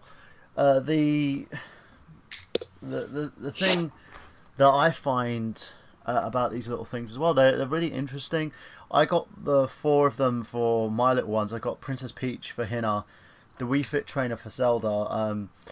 She wanted Zelda, but they didn't have it in stock in game, which I wasn't very happy about. I got Donkey Kong for little Airhan, and I've also got Fox McCloud for Rohan, and they went ballistic when they saw these things. Because I've got everyone to pick them out. Because the thing about my kids is, if you surprise them and they don't like it, they'll complain. That's what kids do. So I just said to them, are these the ones that you want for Christmas? Yeah, I want that one. Okay, that's great. Wrap them. They'll forget, and then they'll be surprised anyway. But it's one of those things where it's enjoyable. I think they're going to love this thing. And we're also holding a Smash Brothers tournament for Zelda on December the 5th. We're going to do a live stream of that, guys, so watch this space on that one. So in terms of... Chris, you've played Smash Brothers, right? What did you think of the Wii U version? Have you got the 3DS version? Yeah, I got the 3DS version day one, just because I've never really been a Smash player. I didn't play Melee. I played Brawl. I enjoyed Brawl, but it had terrible online, so I got bored after I unlocked everything because I couldn't play online and continue the experience, really. But with this one, I played it on the 3DS a lot, and I know with the 3DS a lot of people were damaging the slide pads and things like that. And like I said to every single person that broke their 3DS, I know it says Smash in the title, but that doesn't mean your hardware. Yeah, exactly. But the Wii U version, I got it, and I got 3 amiibos as well. I got Yoshi, Samus, and Link. I did want Little Mac, but he's not available just yet. I think he's available in about 2 weeks, because as soon as when they were rolling out the characters, Little Mac was announced, I was just like, right, fuck every other character, Little Mac's my guy, because I'm a big Punch-Out fan anyway. And yeah, I really, really like this game. I can see me putting the hours into it. I mean, the day after it came out, because I bought it after I finished the night shift, so the day after I played it for around 12 hours straight. And I couldn't get enough of it. The thing that I love most about it is the one-on-one for Glory, where it just strips the carnage away, and you've still got the like the exciting fights and things like that. But it's like, I suppose you can say rival Street Fighter with it being 1-on-1. But I have played online 4-way as well with Cartridge Bros.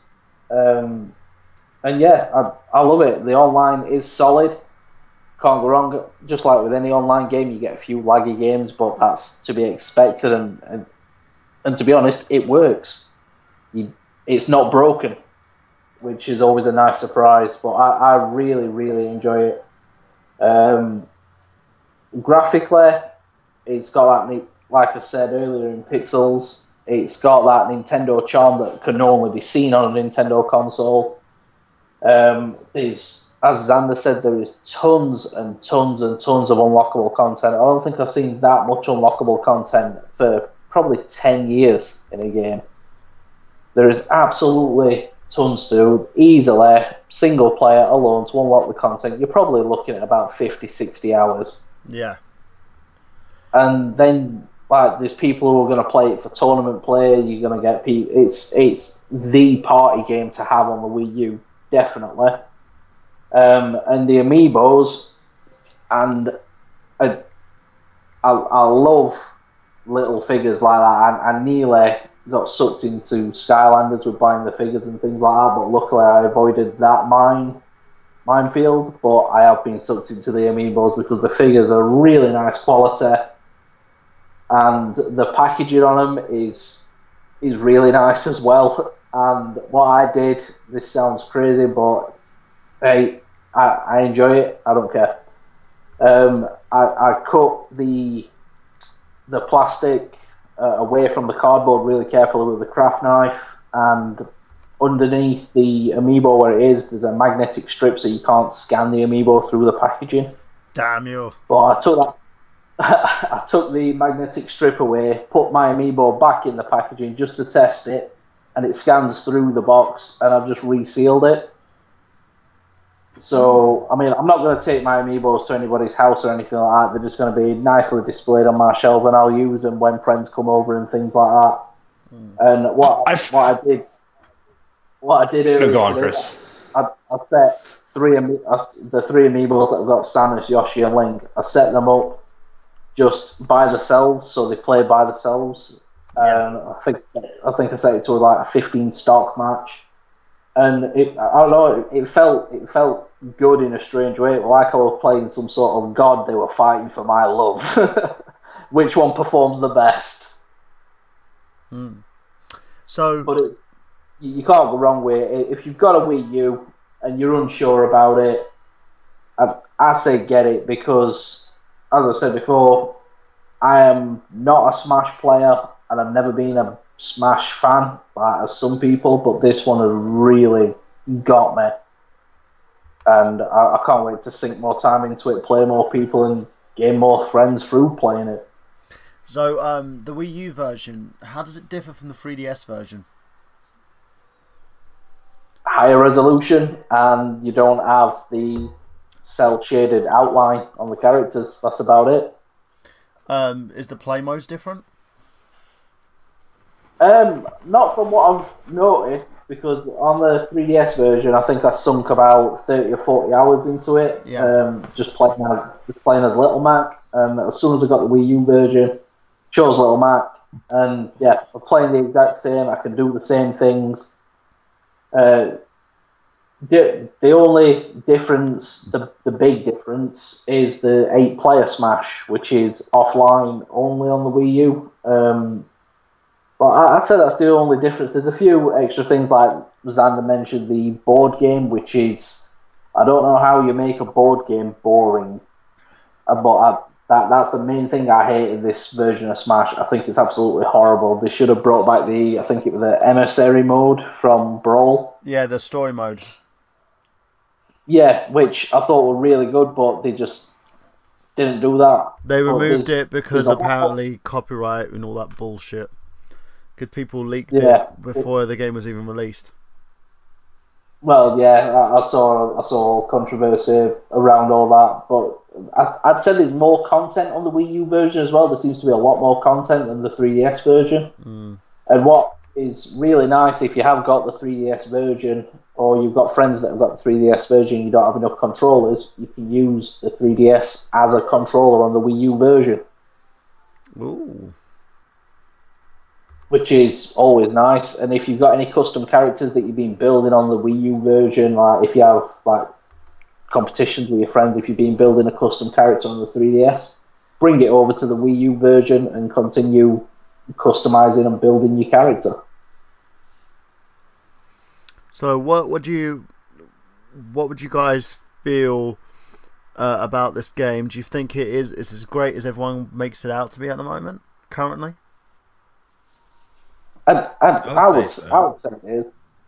I'm enjoying it. I mean, I've seen a lot of hate towards it, but that's the Melee purists that anything that come out after Melee is trash. And all I say is just get over yourselves. Melee was a broken mess, and it just happened to be linked to some semi-deep gameplay through glitches and a broken engine. What about you, Brandon?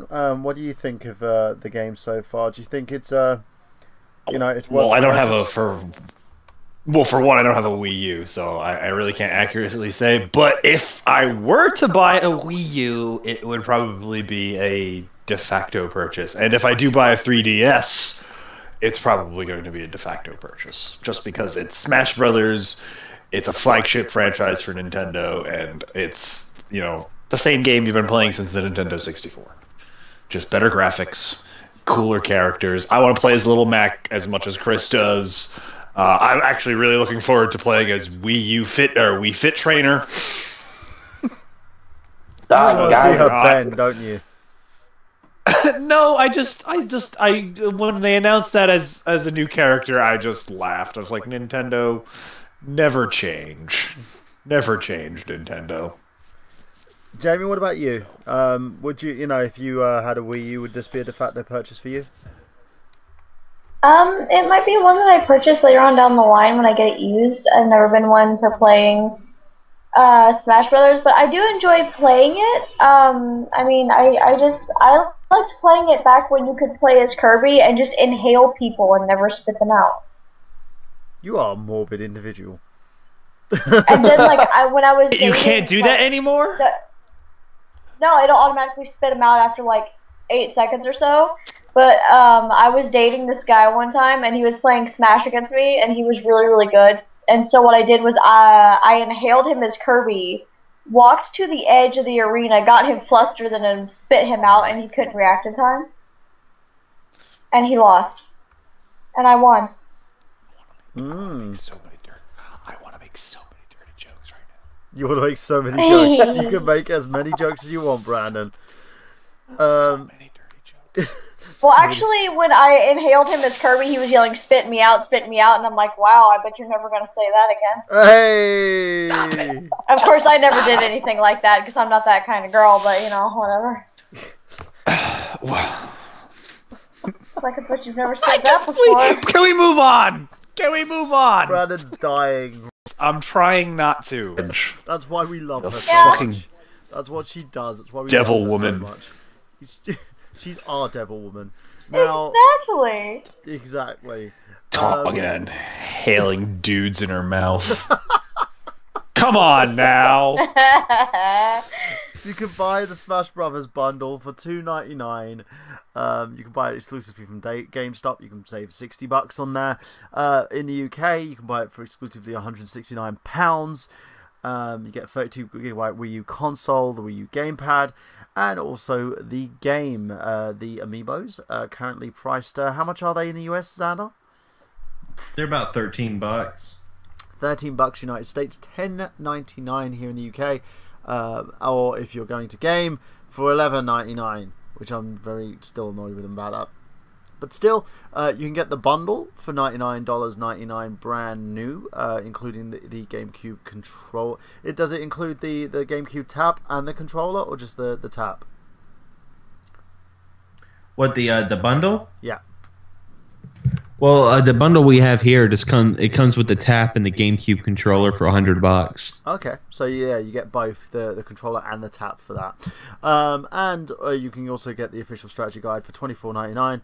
and the game itself is lovely selectively priced at $54.99. People still buy strategy guides in 2015.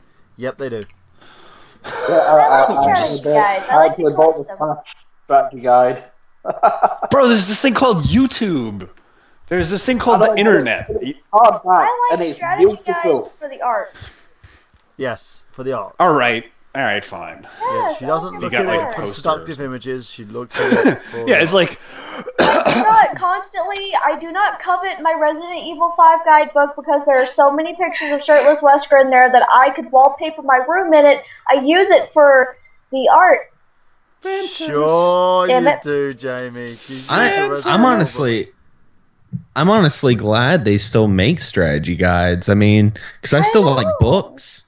You know, it's kind of like, you know, thing, like literature. Yeah, I mean, it's kind of like telling a vinyl collector. It's like, you know, you could just listen to that online for free, right?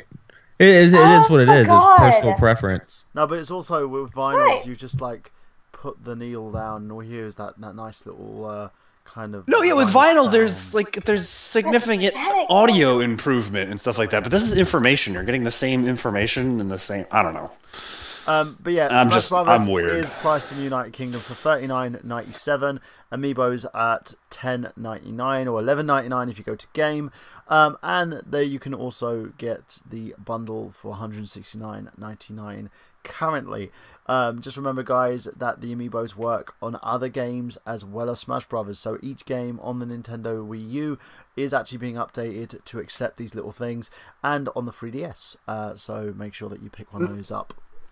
Now, I was reading an article on Kotaku that apparently the Amiibos have been working in the Japanese subway system. Have they? To get you on to like you can. I don't know, however, like the Japanese subway system works, but like they do open certain gates at some stations or something. Like someone was using I saw it, it was a picture of someone using their Amiibo trying to push it on, and then apparently the gate opened and they boarded the train. Yeah. Like that. It was it's whatever the NFC technology in the Amiibo is. It's like reacting with the train station thing, like the gates and things like that, which I thought were hilarious. I want to see if you can put them on the London buses and just like do them over here with the Oyster card. That's what I'm saying. Well, it doesn't work in New York City's Metro card because you still gotta swipe it. So Well, we just tap, so I want to see if that works. That might be kind of cool to see. So I'm saying we don't tap. We gotta swipe here in New York City. I want to see if we can work Metro here cards. on the London buses and then on the tube. I'm gonna try that. You're gonna get an Amiibo just for mass transit. Yeah, just to see if I can mess with the transit system. It'd be awesome. Awesome. Going on Life from hack, that, bro. Yeah, exactly. Going on from that, Brandon, tell us a little bit more about any more Black Friday deals we've got going on at the moment. I know we've got the usual PlayStation 4 and Xbox One bundles that are currently available. I almost bought a PlayStation 4 too, by the way. I was on the cusp of PlayStation 4 ownership. They had a very good PlayStation 4 bundle, or a PlayStation 4 Bundaroo. If you speak Bundaroo, not the famous Black Friday Bundaroo, but a different PlayStation 4 Bundaroo. Bundaroo-chan. Bundaroo. Where you would, in this Bundaroo, you would get a physical copy of Grand Theft Auto 5. Hey, that's pretty awesome.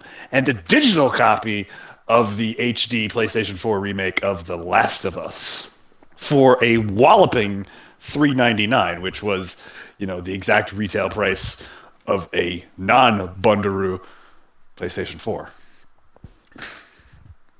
There are also deals on the Assassin's Creed Xbox One Bundaroo and the Call of Duty Bundaroo, but that PlayStation 4 Bundaroo is a very tempting Bundaroo. They also had the I was gonna ask. So you're getting GTA 5 and Last of Us and a PlayStation 4 for $3.99. For $3.99, that is a good Bundaroo if there was one. Well, hold on. So, how PlayStation 4 is normally what, $3.99? It's normally $3.99 itself, yes, with no games. So You were getting 2 games. You were getting 1 physical game that when you were done playing, you could, hustle back to GameStop, and then 1 digital code for The Last of Us included in your Bundaroo. I just wish there were games that weren't already out. I know that, but I mean, like I said, if you're gonna get any game that just came out this holiday season for your PlayStation 4, yes, I know it's already been out already, but GTA was, in my opinion, the best game of that last console cycle. So why not play it again? No, I agree. I've already bought it 3 times already. I would take it. I would take it for free. I would take it for free. That's what I'm saying. I'm just not a. I'm not a big fan of the HD remaster. So I mean, if they were giving it for free, that would be awesome. But that's what I'm saying. And it was a code, so you didn't really have to. The Last of Us was a code, so it wasn't like you didn't have to have it. But it was a very tempting deal, and I had to eat. You needed to have. I mean, yeah, I could have easily bought that Bundaroo, but I would have been, had to survive on less than $100 for the entire 2 weeks. That shit ain't possible. But some good deals. They had the usual stuff. You get your EA games, EA Sports titles for $40. Deals all around. And for you kids out there, they did have the Disney Infinity Bundle. The start pack. They did have the Infinity Bundaroo. At $37, which is a very good deal, because usually it's over $50 for the Disney Infinity Bundaroo. It's the Marvel superhero one as well. So if I was going to get any sort of... No, go on. Go ahead. No, after you, sir. I was going to say they had the Shadows of Mordor on sale for $25. Yeah. I really should have went down there, but if I went down to GameStop, there was a very good possibility. I have no self-control over myself. I would have been walking out of there with a PlayStation 4. Very likelihood I would have been. I have no self-control. I'm looking at the moment as well. They also had Skylanders Trap Team starter pack, which usually goes for $74.99. You get it for $37.50. The Xbox One Connect Assassin's Creed Unity plus free controller bundle for $429.99. So that includes the Connect as well with the Xbox One. That's a good Bundaroo. That's a good Bundaroo. Jamie, is a great Bundaroo. Is there any games that you know of that were part of the sale that you were interested in? That you could have sat there and went, I could part with money for that, but I'm broke. I can't say that I paid attention to the games for this Black Friday because I was more up in the fact that, oh my god, I bought fabric for 50% off for cosplay, and I bought contacts for 50% off. And oh my god, today we did go to GameStop and we picked up all 3 Uncharted games for $10. That's not bad at all. But that was just... Yeah. And it's a great deal. You had Alien Isolation for the PlayStation 4 for $29.99. Assassin's Creed Unity is $59.99. That's kind of shit. I mean, yeah, no. You're the only way you're getting a good deal on that game is if you buy it with your console. Or if you request your money back from Ubisoft because they fucked you over. And also, you got the PlayStation 4 Choice of Console with bonus $50 gift card for $3.99. And also that was released on that day. Games which basically you weren't going to get a discount on these. Smash Brothers for 3DS, Pokemon Alpha Sapphire for $39.99 because Nintendo do not want to actually do discounts on their shit. The PS4. Well, I mean, also because, like I said, Omega Ruby and Sapphire literally just came out the week before, so they're not going to give any significant deals on that. What I was noticing, the really only deals they had on hardware was the 2DS, which is $99, which really isn't that much of a deal because it's normally $120. Yeah, you got $449 on the PS4 Lego Batman Little Big Planet bundle with choice of controller. You had the Lego Superman Black Zero Escape, 40% off of that as well. Board games, assorted items and prices, and you had some buy one get one free deals. And then they went into controllers, peripheral devices, and other little bits and pieces. Now, Chris, did you get any nice little deals from Black Friday?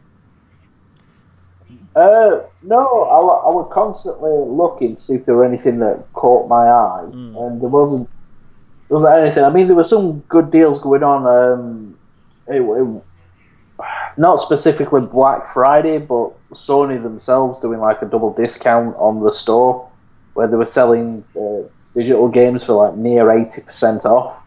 Wow, that's amazing. Is that still going on? I think it is. I think it's. I think it goes on to the 6th of December. I'm not. Okay. I can't remember exactly, but you're just itching to spend money, aren't you, Brandon? You're just itching to spend money. Well, no. Here's the thing: there is something I want to get on my PlayStation, but I don't think I could find it in America because it's a sport that's not really that popular in America. I know the game is probably at least released here, but it's not like a super popular thing. That's the Formula One game. But like, I don't want to pay a full retail price for it. But I'll get it digitally if I can get it for 80% off. Word to your mother. You also have discounts on loads of accessories and other bits and pieces. Now, we've seen what's been going on in terms of Black Friday and these companies. Some of the companies still have Black Friday deals going on. Steam, I know, have with their Sega exclusive bundles. They do have like bundles going on, including the amazing Saints Row series that they've actually issued into a bundle themselves. And check Steam out, because Steam Humble Bundle does some amazing fucking shit in terms of what they put out. Now, to kind of sum things up in terms of Black Friday, there's some great games that you could have gotten for some good prices, but in everyone's opinion, Xander, do you think Black Friday is worth it? Yes and no. The savings is definitely worth it. I mean, you could definitely get a lot of shopping done on that one day and get your Christmas shopping done. I don't think it's worth, the crazy chaos that goes with it. But of course, when money comes into something, then, you're going to have craziness anyway. So the way I look at it is that, like, if you can get the deals online and you don't want to go out and go, full Gladiator Braveheart mode and freaking Walmart, do that. If you don't mind it. If some people like doing it, some people, that's their thing. They love to go out there and camp. They love to, experience that, I guess, rush. I think some people some people get like a high off of it. So, yeah, definitely. Brandon, what about you? Oh yeah, no, like I said, man, it's an essential part of capitalism. We have to have these large amounts of sales. They got to get people bringing shit into the store, because it's not just the stuff on sale people buy. It's other stuff that's not at drastic markdown prices that people inevitably end up buying too. So it's good for capitalism, good for the economy, good for consumers' wallet. I'm all for it, man. What about you, Jamie? I'm a capitalist. Black Friday's stupid. You are spending all day on Friday killing people for like TVs and shit, and on Thursday, on Thanksgiving, you were just giving thanks and saying what you were thankful for. And you're thankful to eat food with your family and then wake up on 5 a.m. and kill some bitch for a TV and a Tickle Me Elmo. Welcome to fucking America. I'd kill a bitch for Tickle Me Elmo if my kids wanted it. Shit. This is why you're not allowed to have children, Brandon. This is probably why I'm not going to have children. This is why I'm going to die alone and miserable. Yes. At the age of 60-something, due to probably drug overdose or massive liver failure. Something like that, I've accepted it. Chris, I'm cool with it. I got like 30 years left. I think we're good to go. Chris, what would you think about Black Friday? Do you think it's a good thing, bad thing, or just no? I'm on the fence. It's a good thing to provide savings and such like that, but not the way people behave. Make Black Friday online only, because then people aren't killing each other and you're still getting a good deal. Okay, so saying Can't about have that, it guys, both ways, Chris. Can't have it both ways. is what I'll say about this, guys. My opinion. I'm trying to apply logic to life, and that doesn't happen. My opinion on this is, if you want to go and look for a good deal, the thing you could have done is checked out the prices online on the sites that were doing these deals, and then you could have compared them, because that's what you should have done. Apart from that, enjoy your games, guys. Gaming's a great thing. Please be good to each other. Stop trolling one another, and let's move on to the plug. So, Xander, what are you doing at the moment?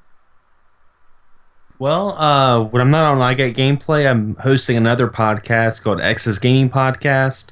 You can listen to us on Podomatic.com or subscribe to us on iTunes. We're covering everything from retro to modern video games.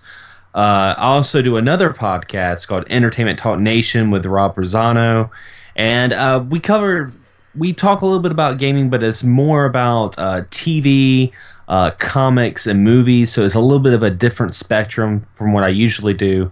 And then, of course, you can check me out on YouTube, on my YouTube channel. That's youtube.com/Xander Skullion.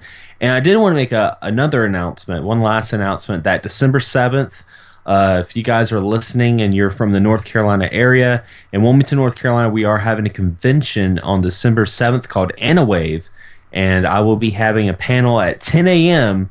I'll be hosting a panel about how to start your own YouTube or podcast, so be sure to check that out. You're coming to pick me up, right? You're coming to pick me up in Tennessee, and you're going to take me to the con, right? Yeah, of course. that's not happening. Okay, awesome. Yeah, she's gonna end up beating a bitch for Tickle Me Elmo.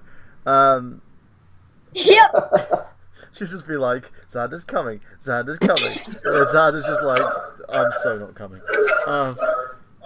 So, Brandon, what are you doing at the moment, apart from having some weird echo going on? Apart from doing what now? Apart from having some weird echo coming on, what are you doing at the moment? Oh, well, yeah, no, because I just my headset dropped out of the thing, so you were hearing the echo of my TV. I'm not really doing anything right now. I'm standing out here looking out my window at my snow-covered backyard, but I host a podcast on this fine YouTube channel every Friday evening, 8 o'clock-ish. No real set time. It's Slamcast. We talk wrestling, the world of wrestling, wrestling-related topics, and other shooting the shit. So you should check it out. Slamcast Retro and Limb YouTube channel Fridays. You can check me out on the Twitter, Brandon All Hope. I tweet things that are funny sometimes. That's about it. Hit me up on the on Xbox, Stamos420. NYYMUFC on the PlayStation Network if you want to play games with me. That's cool. I do that sometimes. Other than that, man, I'm just hanging out. And tomorrow, living life. You can check out his article on nerdgenius.com along with I Got Gameplays back episodes. Oh, yeah, bitches! What's X's up? Gaming I wrote an Podcast. article. He's written an article on the new Star Wars trailer. That's I just do, been and released. if you do like it, there will be more articles to come, I'm sure. Of course. And basically, you can check that out also with the article that Jeff Croop wrote called The Croopsident, where he talks about basically Anita Sarkeesian. It's actually a fun read. And loads of other game reviews and stuff that I've got going on there as well. And you can also check out my YouTube channel, youtube.com/TheNerdGenius, as well. And retroonum.com, where we all reside, and also the network and other stuff. You can find us on iTunes, Stitcher Radio, and all that jazz, so make sure you check that out. And Jamie, where can we find you? You can find me on YouTube at Shimeji. That's on YouTube. You can SHIMEGEE. Hazardous Cosplay on Facebook, HAZRD-US Cosplay. We just got fabric for our Neapolitan and Roman cosplays from Ruby. We're going to be working on those very, very soon, hoping to get those done for Connuga in February, or toward the end of February at least. And so you can just keep track of me on there. That's pretty much where I am. I'm kind of on the Retro and Limb website. I'm nervous to post anything there, so I only really post on there if Burhan kind of gives me a good shove and tells me to do it. So yeah. Oh, I love the fact that I have to hold your hand when you're doing it. I'm so nervous. Like, I'm like the youngest one, and a lot of you are guys, and I don't know if you guys are gonna like what I post. So I'm just like, I don't want to do it. Jamie, we love I'm you. scared. That's the main thing. You don't have to worry. You're not the crazy person in the Retro Anthem corner. You're actually very accomplished. It's one of the reasons why I'm the crazy one. He is the crazy one. I can vouch for him. That's why he's my agent in this job for hire, because he's nuts. Quantifiably, bro. Yeah, and Chris, where can we find you? You can find me on Pixels Without Borders on Facebook, Instagram, Twitter. Twitter is official_PWB. Everything else is just Pixels Without Borders, one word. Find it at YouTube, Twitch, and also the website pixelswithoutborders.co.uk, and that's about it. And I'm just planning the future. I've just got in the works about Pixels Without Borders t-shirts coming next year. I'm just planning designs at the minute with a printer, and hopefully they'll be on sale soon. Well, let me Gonna give them out to struggling refugee children. Yes, he's going to have loads of Chinese kids basically make the design. And just so you know, guys, as well, you can check this show out along with all the other shows on the Retro Anthem Network. It's on our YouTube channel, youtube.com/UnlimRadio, Twitter, twitter.com/UnlimRadio, and also facebook.com/UnlimRadio. At UNLIM Radio. Pretty simple. And also, we have got a few announcements to make. First is This Job for Hire will be returning with episode 3 next week. That includes myself, Mr. Brandon Liggan, on the show as well. And we will be returning to a, kind of frequent schedule every couple of months, trying to do an episode. This is season 2. This is season 1 still, believe it or not. Season 1.2.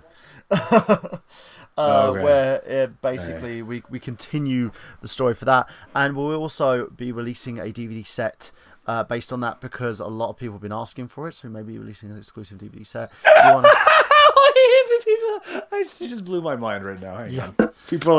People are asking for a DVD of thing. For a DVD set of This Job for Hire, mostly from the United States. So I'm looking at distributors at the moment. Get the fuck out of here!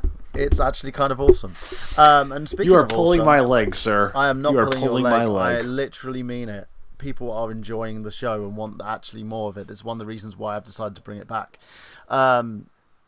The other thing is, we're basically this Monday. There has been constant delays with the Silent Hill TV Kickstarter project.